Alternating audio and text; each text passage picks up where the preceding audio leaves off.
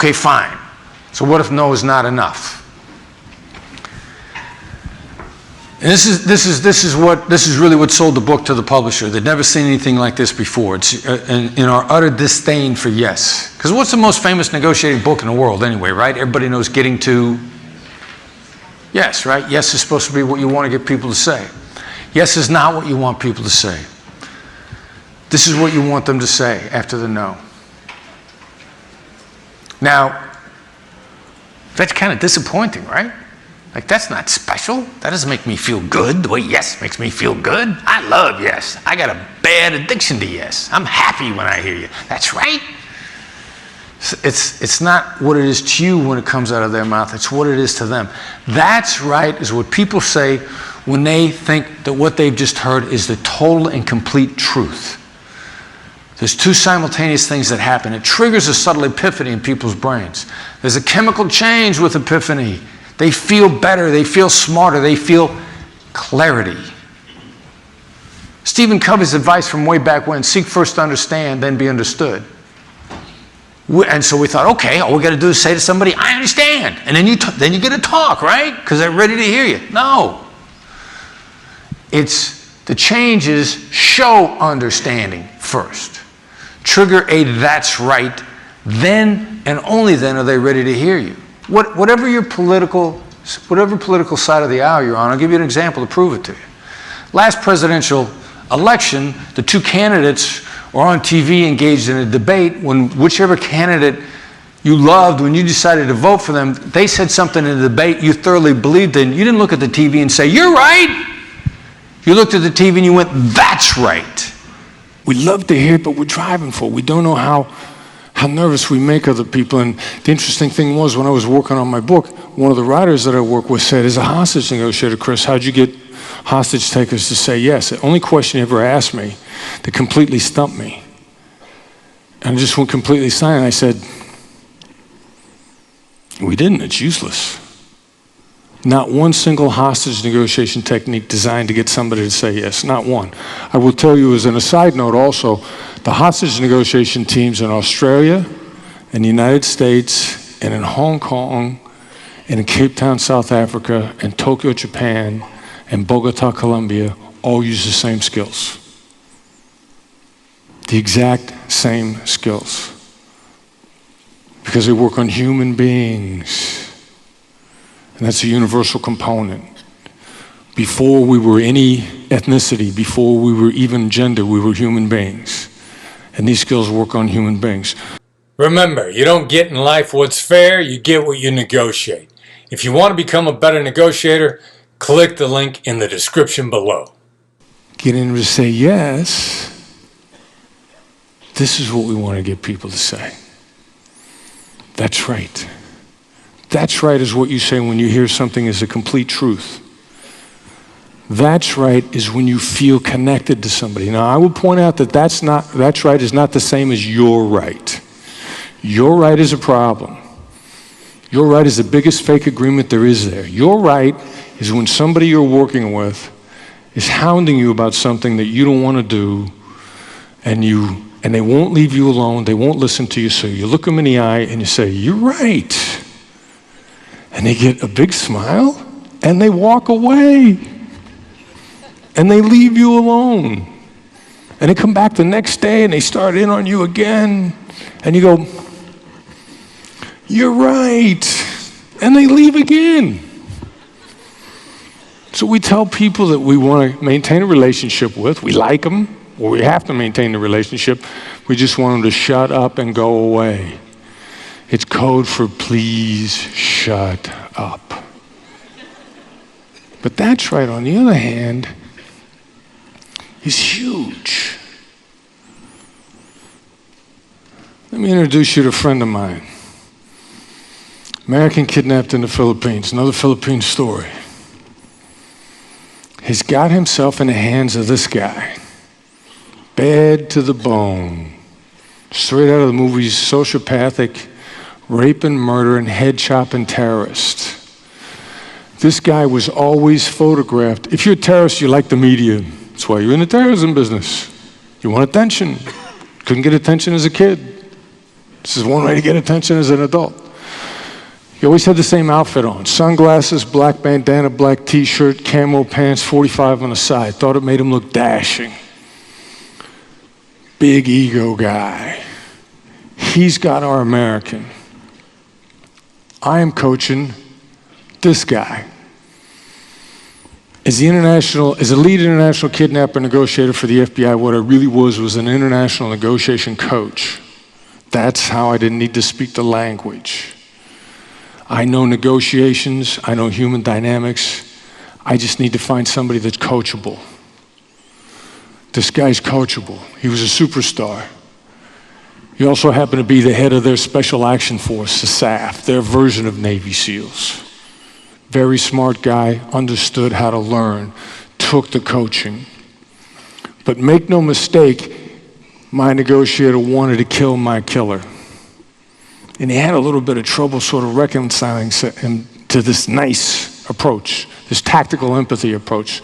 So much so that we're working together late one night, and he's kind of getting it, but he's not quite embracing it entirely because he wants to kill our bad guy. And we're sitting there, and I'm coaching him, and I see a snarl come over his face. Our bad guy's name is Sabaya, and my guy is Benji.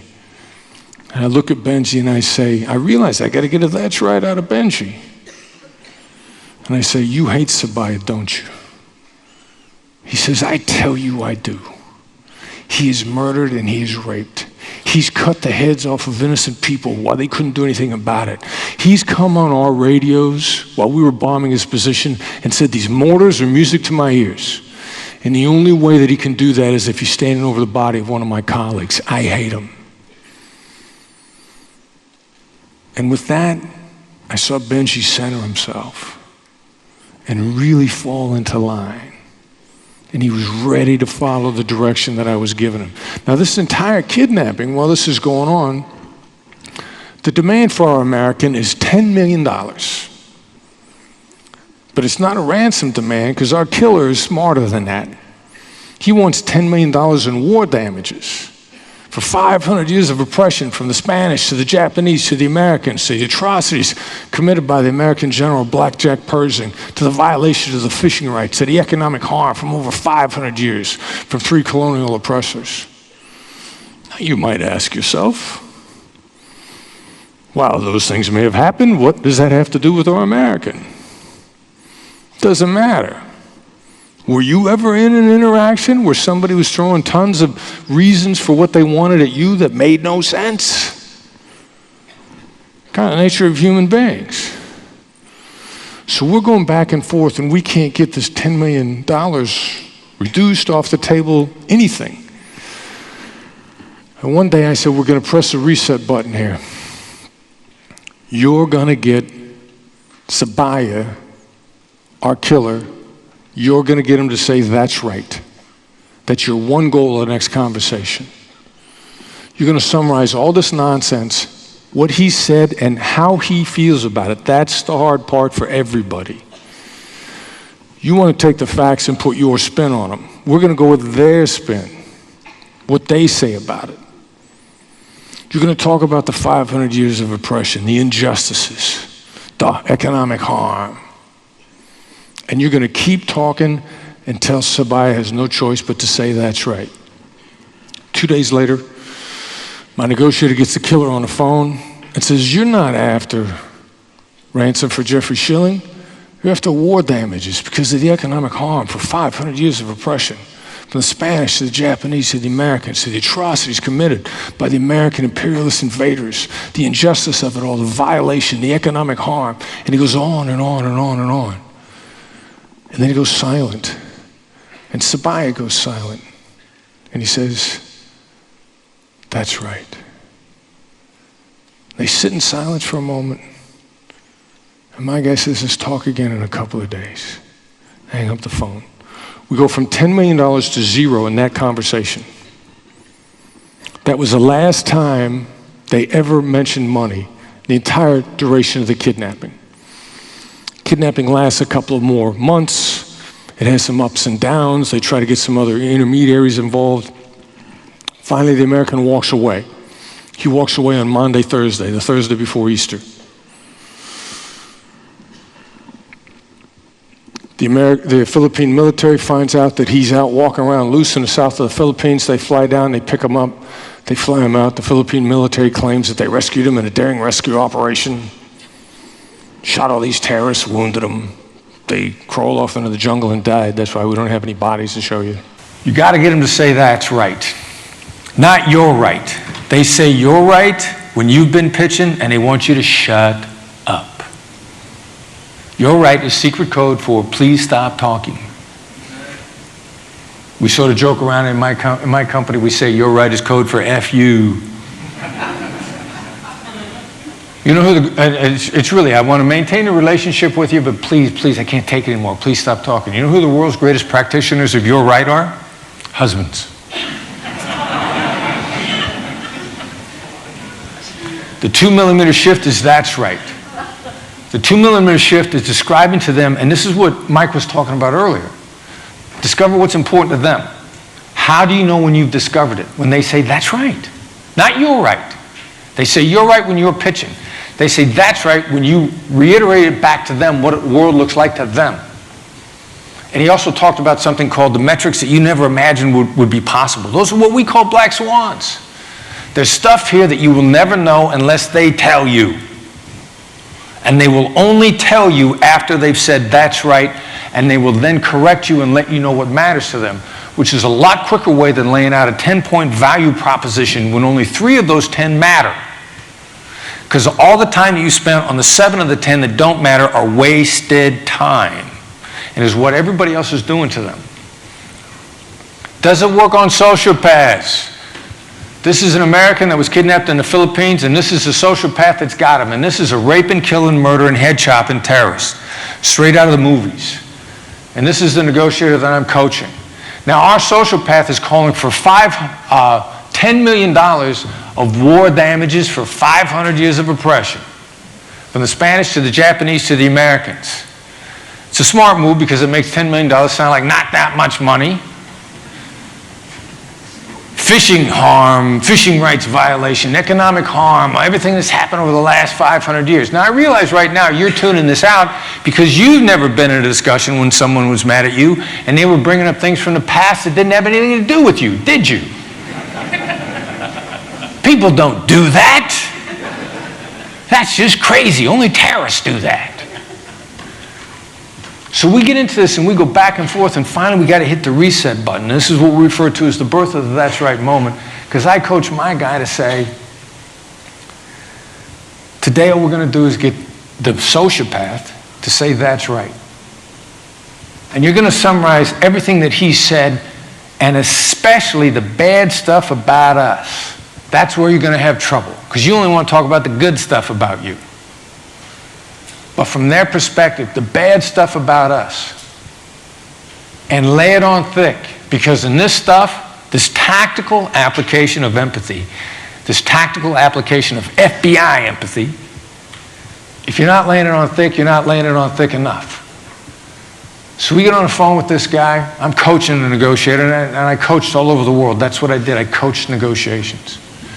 And my guy lays it all out. 500 years of oppression, Spanish to the Japanese to the Americans, atrocities under blackjack Pershing in the 1900s, violation of the fishing rights, economic harm, injustices, unfair. You're not Filipinos anyway, you're Moros. And you're being oppressed today by a puppet government in the Philippines that's held up by the last colonial power, which is the Americans. And he goes on and on and on. And finally, he gets done, there's a moment of silence, and the sociopath on the other end of the line says, that's right. And in that moment, we went from $10 million to 0. The ransom was never mentioned again through the duration of the kidnapping. It went away. It was just gone. Kidnapping took a couple more twists and turns. A couple months later, the American walks away. Jeff Schilling, the American, just walks away. Local farmer sees him walking down a dirt road, knows he's got to be Jeffrey Schilling because there ain't that many black Americans walking around the south of the Philippines. Says, you must be Jeffrey Schilling. He says, I am. They fly him back to Manila. The military, they hold a big press conference, President of the Philippines on one side, Secretary of Defense on the other side. Secretary of Defense says, in a daring rescue operation, we have rescued the American Jeffrey Schilling. We shot all these terrorists and they were mortally wounded. They went off into the brush and died. That's why we don't have any bodies to show you. But it was a daring rescue operation. Daring operation. They gave him a ride. 2 days ago, there was a daring rescue operation at Newark Airport where I got picked up and driven into the city. It was a daring operation. My driver was a daring rescuer. I'm back in the Philippines about 3 weeks afterwards. Another kidnapping has gotten kicked off, and I connect up with my guy, and he says, you're not going to believe who called me on the phone. I don't know. The terrorist, the sociopath. He still knows my guy by his undercover name's got his undercover number. What'd he say? Have you been promoted yet? I don't know what it was he said to me on the phone. I was going to kill the American. You're really good. They should promote you. He hangs up. What's he saying in that moment? I felt respected by you. I'd deal with you again. That's what he was saying. He was telling him that if they had to deal with each other again, he felt respected enough that he would be willing to deal with them as a peer-to-peer basis. Understand the terrorist got nothing. Nothing. His organization ended up in a shambles as a result of this. And he was still willing to deal with the guy that got the that's right out of him. Everybody you deal with, regardless of the outcome, should feel that way when they get done interacting with you. And it takes less time to get there than any of these other approaches. You want to talk about finding out about the other side, find out what's important to them. You want to increase the percentages of tours to people wanting proposals from you or letting you know what they actually need to make it work for them. This is the way that you get that. This is the way that you get that. It's insane. Deal after deal after deal that we're coaching. The pivot points, not just a pivot point, but the leaps forward in the negotiations comes as a result of what we refer to as the that's right moment. So I'm going to tell you about a kidnapping took place in Haiti. 12-year-old boy gets grabbed. 12-year-old boy is an American citizen. He's a dual national. He's the only American in the family that gets grabbed. Now, a couple of interesting things about this. Interesting to me, anyway. You might not find them interesting. What difference does it make that he's a dual national? Well, here's another thing about the kidnapping business. They really don't like grabbing Americans. No, doesn't every kidnapping industry anywhere in the world, whether it be Haiti, whether it be Iraq, whether it be the Philippines, they want to grab locals. They don't want to grab outsiders, particularly Americans. But wait a minute, aren't Americans supposed to have a great big giant price tag on them, on their head? Shouldn't you want to kidnap Americans? Well, if you're in business, what's one of the last things you want to have happen? What do you hate in business? What you hate is more government regulation. You grab an American, pretty soon Uncle Sam, the U.S. government, shows up in your country with politicians, with military people, with law enforcement people, with lawyers, and they start interfering in the local operation. That's more government regulation. You don't grab American citizens because you don't need the American government showing up and telling everybody how to do things. So the vast majority of the kidnappings are worked internationally. When an American was taken, the bad guys didn't even know they had an American, which is the case when they grabbed this 12-year-old boy.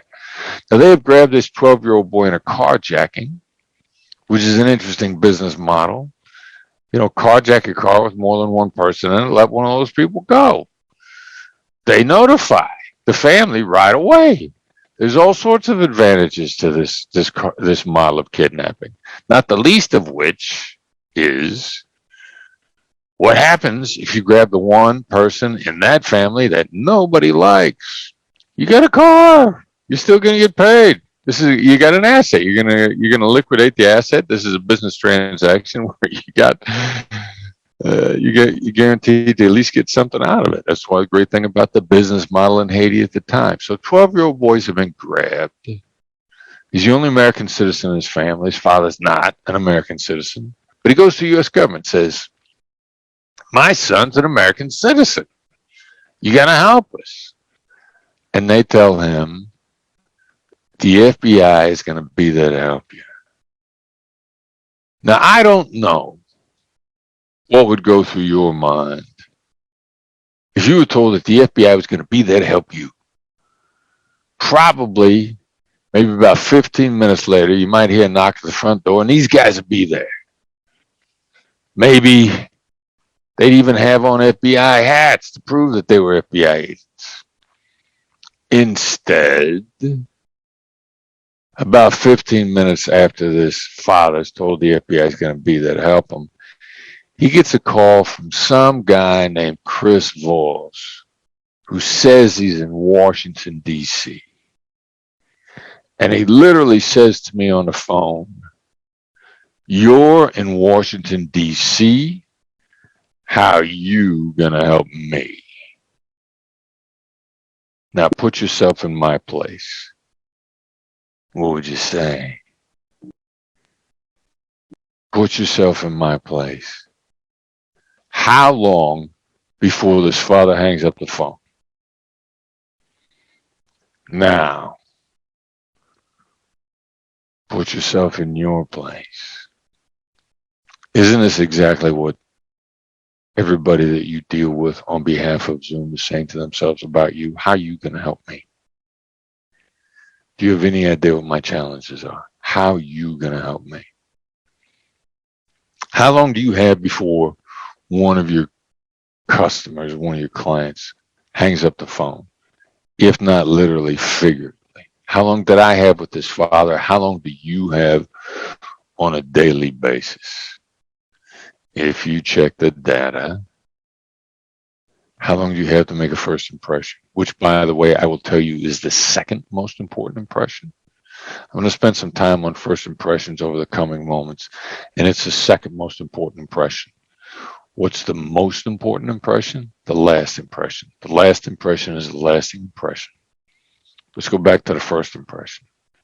In that 7 to 10 second window that you have, what do you have to establish? 7 to 10 seconds. Do you know? Trust. Trust and competence. Not confidence. Competence. 7 to 10 seconds. And the difference between competence and confidence, because there's a lot of coaching to be confident. A lot of people think they get a long way with confidence. Would you rather have a confident plumber or a competent plumber?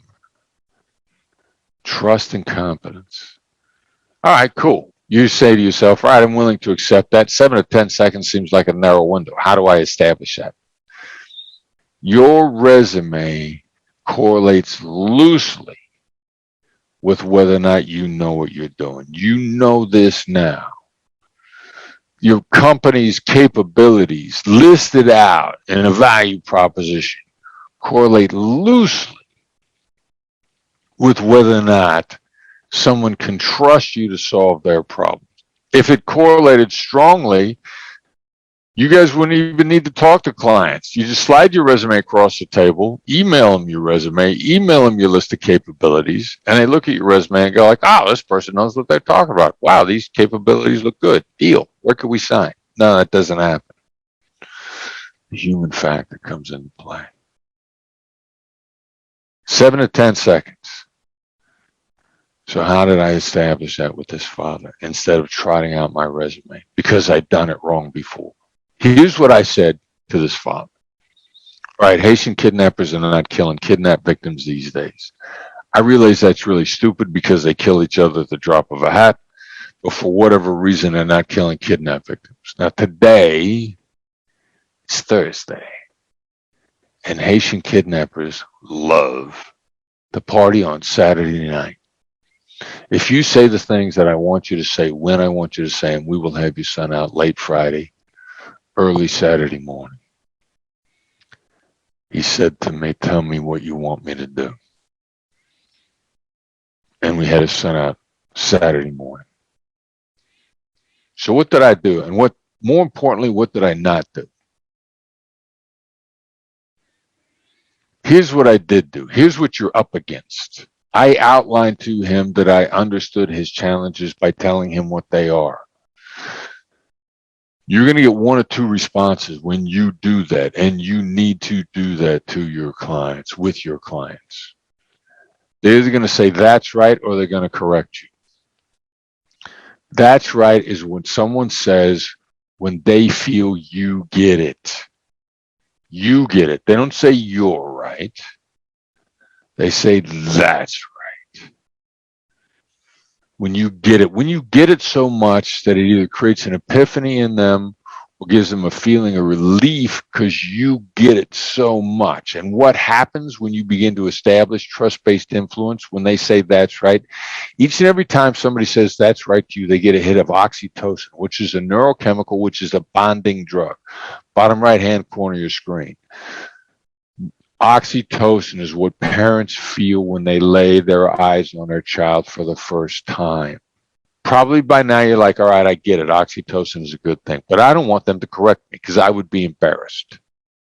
That's what's going to hold you back. When you outline somebody's challenges, you're horrified at making a mistake and getting corrected. When someone corrects you, they're stepping to your side. It's such a powerful technique because people love correction. I think Maya Angelou said, people don't remember what you say, they remember how you made them feel. When someone corrects you, they feel good. They want more of it. They've come around the table and they put their arm around you and they're stepping to your side. So for someone that has lost maybe control, or not control, they've had a bad conversation. They got on the phone with someone, they're negotiating, I don't know, a deal where they're doing, let's say it's $3,000 a month or $5,000 a month, right? It's a deal for a year. It's worth 60 grand in all. And they've had a bad conversation and they can't get the person to call them back, or they haven't been able to. What's the next steps? Are you following up, like, Grant Cardone style, or are you letting it go and moving on to the next one? Like, what's your technique for, all right, that conversation didn't go well, what's next? All right, so I value my time. If you're too hard for me to get to, I'm probably not going to continue the follow-up. However, my next follow-up is going to be a two-pronged approach. I'm going to send you a one-line message. It's going to go in an email or it's going to go in a text. And it's going to be one line and one line only. And I'm going to say, have you given up on doing business with me? Or have you given up on the sale, or whatever it is? And I have sent that message out. Have you given up on X? Now, 999 times out of 1,000, which is pretty good batting average, I'm going to get a response back somewhere between 3 and 30 minutes from sending that out. And it has to go out like that, word for word. I had a woman once said to me, I sent that text out and it didn't work. And I'm like, all right, cool, interesting, possible. Tell me word for word what you sent out. And she said, yeah, well, I thought that sounded a little harsh, and so instead of saying, have you given up on doing business with me, I sent out a message that said, should we give up on having lunch together so we can discuss the process? And I'm like, I wouldn't answer that either. Yeah. And you got to understand where there is you got to be careful of the we crap. Your boss comes to you and said, hey, look, we got a problem. Is that what the boss means? Yeah. No, he's like, you got a problem. You have a problem. And so we disguise, we use we as a disguiser for you all the time. It's so bad. So the one line is, have you given up on doing business with me? Word for word. Now, you're going to get a response in anywhere from 3 to 30 minutes. I'm not kidding. But now, what do you do to follow up? They haven't been listened to. They're not talking to you because you've shown them that you don't listen to them. So when you get them back on the phone, what you have to do is summarize the perspective from their situation. Do not repeat your pitch. Do not repeat what caused them to go dark in the first place. Sounds so logical, but man, so many people do that. Everybody does it. Summarize it from their perspective and throw in, you're probably having a hard time with this. You probably think I'm not paying attention to you. You got to especially summarize the stuff that you don't like. I mean, I would ask anybody listening to this also take a look at my TED Talk, because that's when I must say it 8 times. Summarize the stuff you don't like. Summarize the stuff from their perspective. Meaning what? What does that look like? All right, what that looks like is they're not getting back to you because they don't feel listened to. So you say, you're probably not getting back to me because you don't feel listened to. You probably, they're not getting back to you because the process is not moving them forward. You say, you know what, this process probably hasn't moved you forward at all. You're probably asking yourself why you're talking to me at all, because that is in fact what's going on. You got to get the voice in their head to shut up. You don't get the voice in their head to shut up by contradicting it. You get the voice in their head to shut up by articulating what it's saying. And now suddenly you resonate with the voice in their head. And you keep at this until they say to you, that's right. So if you get it wrong, it's not over. You just keep saying, okay, well, then maybe this. Well, the great thing is, if you're actually trying to solve it or articulate it from their perspective, if you get it wrong, they're going to go, no, that's not it. This is what it is. They'll correct you. Now, being corrected is one of the ideal places on a planet to be, because people love to correct, and when they correct, they tell you the truth. I want you to repeat that one more time for the audience to hear, because I don't think very many people understand that. So one more time for the audience in the back.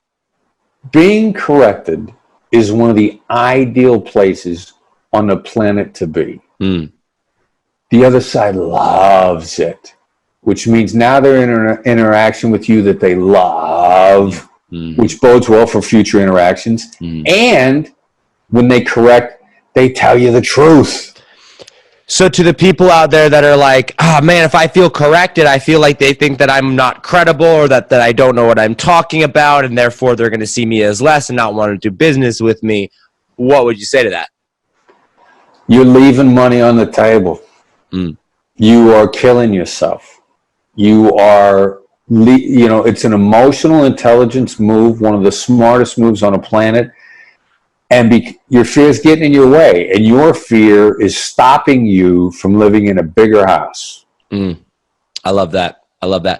So you said it was a 2-pronged approach, and maybe we covered the second one already, but the first one was that text or that email, one line.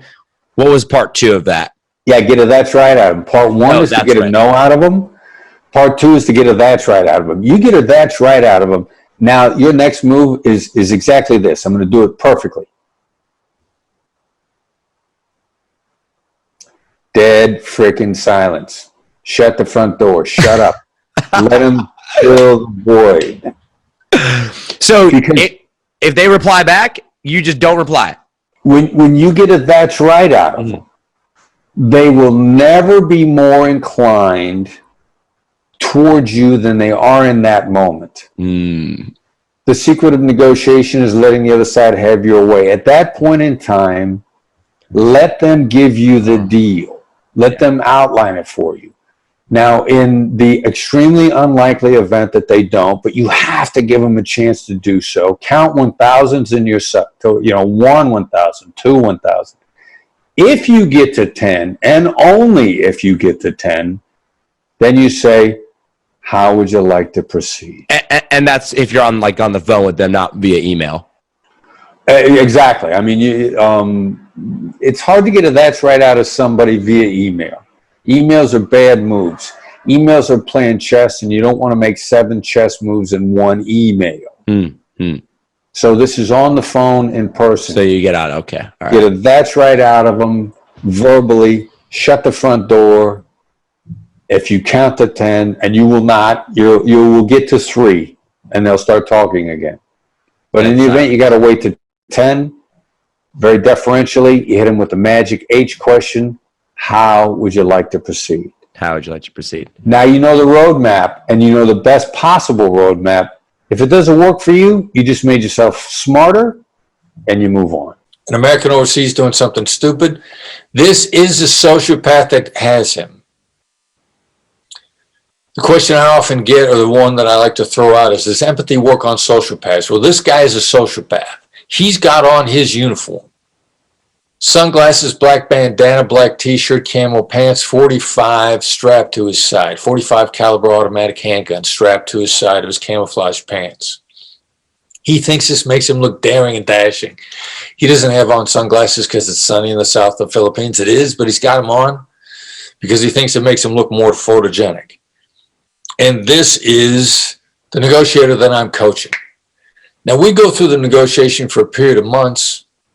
The terrorist is not asking for ransom for the release of the American. He's asking for war damages for 500 years of oppression in the south of the Philippines, from the Spanish to the Japanese to the Americans. Now, right now, you're saying, like, well, this is one reason why hostage negotiation doesn't apply to me. Because I was never in a negotiation where the other side were bringing up things from the past that had nothing to do with me, that occurred to them before I ever showed up. In my business negotiations, people don't react like that. They don't bring baggage to the table. Oh, wait a minute. That happens at every negotiation. People bring their history of experience to the table, even history I had nothing to do with.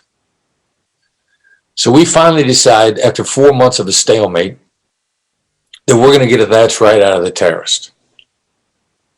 So I coach my negotiator, today you get a that's right. And he gets the terrorist on the phone. He says, you know, you're not asking for ransom for the American. You're asking for war damages for 500 years of oppression. And he goes on at length over the injustices that occurred and the things that the other side had experienced that had nothing to do with the Americans or the American being held, but what they had experienced. And after going on at length over the other side's experience, he goes silent. He doesn't offer an argument in return. He just goes silent. And the kidnapper on the other end of the phone says, that's right. He summarizes the other side's facts. Not our facts, but their facts. And how they felt about the facts. And the kidnapper says, that's right. And the ransom demand goes away. It just goes away. Money is never mentioned again in the kidnapping. It takes several more twists and turns. And on Maundy Thursday, on the Thursday before Easter, the hostage walks away. The military flew down and picked him up. They held a big press conference in Manila announcing the rescue. We flew Schilling back, the American, back to the United States, and I was back in the Philippines a couple of weeks later. I connected back up with the negotiator that I had coached, and he said, you're not going to believe who called me on the phone. I said, I don't know who called you on the phone. The sociopathic terrorist.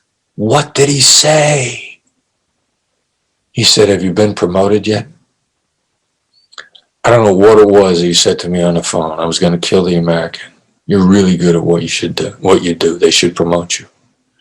This is what the demonstration of understanding gets, ladies and gentlemen, because in that moment, the person who lost everything called the person on the phone responsible for it to congratulate him and let him know that he was still willing to talk to him. Despite everything that happened, he was still willing to talk and collaborate should they talk again.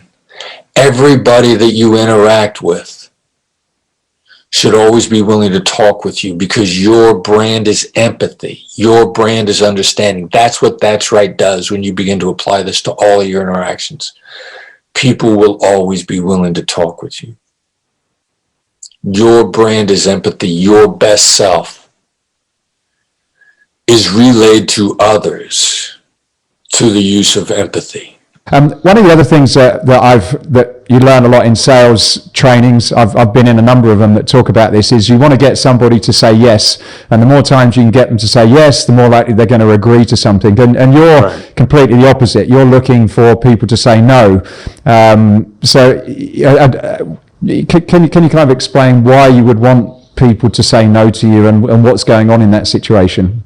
Yeah, well, you know, the problem with the yes momentum or momentum selling is nearly everybody is learned it, including the people that are giving bad deals, exploiting people, hurting people with yes.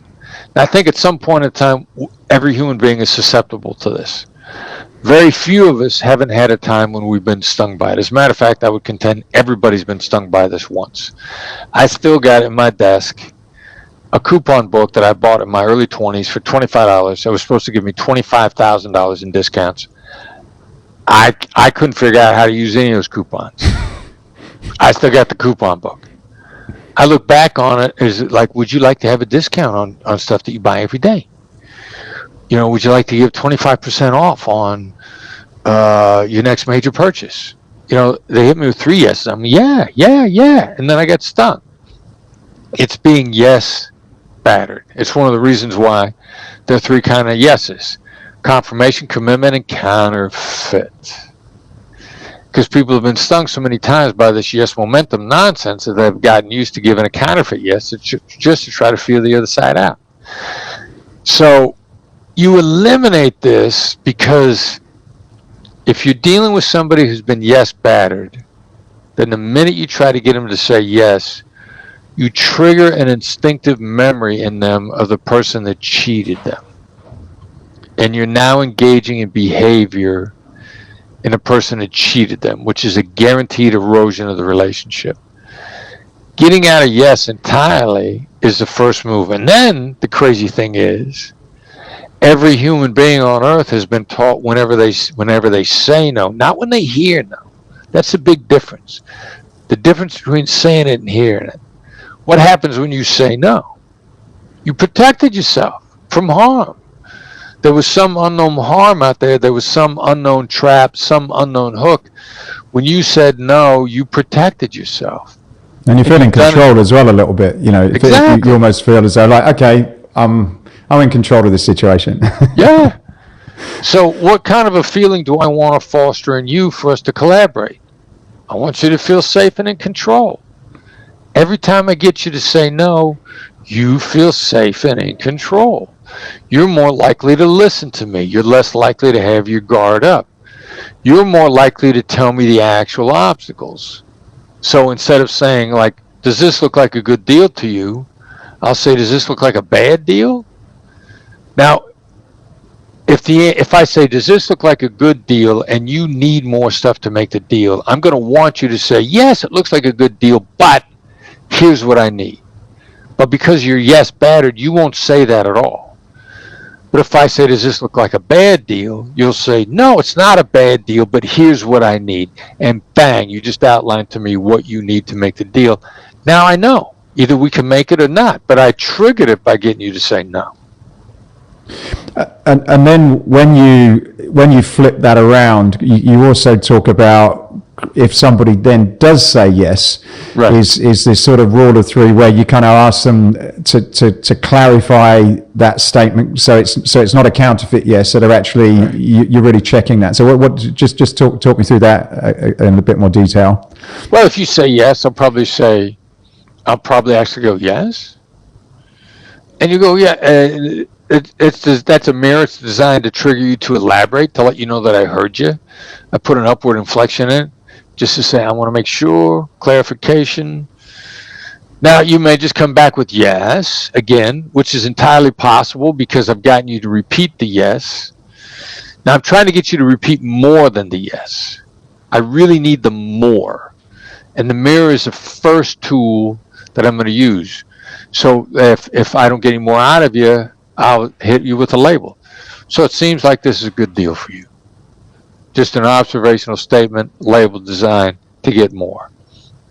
You're probably going to say a couple more words. And yeah, it's a good deal for me. Now I'm going to start hearing some tone in your voice, because I need to know if there are reservations. The last thing I'm going to do, if you've given me 2 solid yeses, I'm going to say, okay, so we've talked about this up to now. I'm going to basically paraphrase what we just said. You know, I said this. You said, yeah, I asked you a couple times if this was a good deal and it's worked for you. You responded positively both times. We are free to proceed. Now, even if you're still giving me the counterfeit, I've now created a moment in time where I really drilled in on the yes, not in a manipulative way, but giving you the feeling like you can get out of this if you want to, which preserves your autonomy, which actually increases your likelihood of doing it. It also puts me in a position where if you don't perform, I say, look, last Thursday at 12 o'clock noon, I asked you 3 times if this worked for you, and 3 times you told me it did.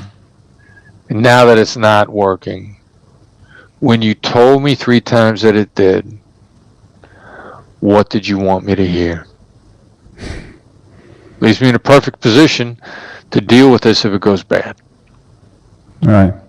And following on from that then, if someone says, you're right, you don't want them to say, yeah, you're right, Chris. You want them to say, that's right. What happens? What's the difference between you're right, Chris, and yeah, that's right? Yeah, this is another one of those when, whether we're hearing it or whether we're saying it, 2 different worlds. Like, we love to hear you're right. Makes us happy. We get satisfied. What happens when we hear it and we hear you're right and we get satisfied? We get a big happy smile on our face and we stop talking because we were right. What are you doing when you're saying you're right? Colleague, family member, significant other, somebody you either want to or have to preserve the relationship with, who will just not leave you alone on something you have no intention of going along with. You look them in the eye and you go, you're right. And they shut up and they stop talking. There ain't a human being on earth that is not using this device to get somebody to shut up. Yet we don't imagine that if we used it to get people to shut up and leave us alone, that someone would do it to us. In fact, we probably did it 3 times this week. We probably had it done to us 3 times this week. You're in so much trouble if somebody looks at you and says, you're right. Because they're politely asking you to shut up. Now, the 2 millimeter shift of that's right is what somebody says when you have demonstrated to them that you get it, that you get them. And it's this involuntary change in the response. When someone says something to you that you completely agree with, and that them uttering it either gave you an insight or made you feel relieved because of an internal pressure, you go, that's right. That's what people say when they're all in on what they just heard. And the crazy thing about that is it's a bonding moment. They bond to you, and it's an epiphany moment which triggers action in favor of you. And that's why so many people that learn the Black Swan method, all they do is get that's rights out of the other side, and the other side gives them their deal. And how often does it happen? How often does it have to happen?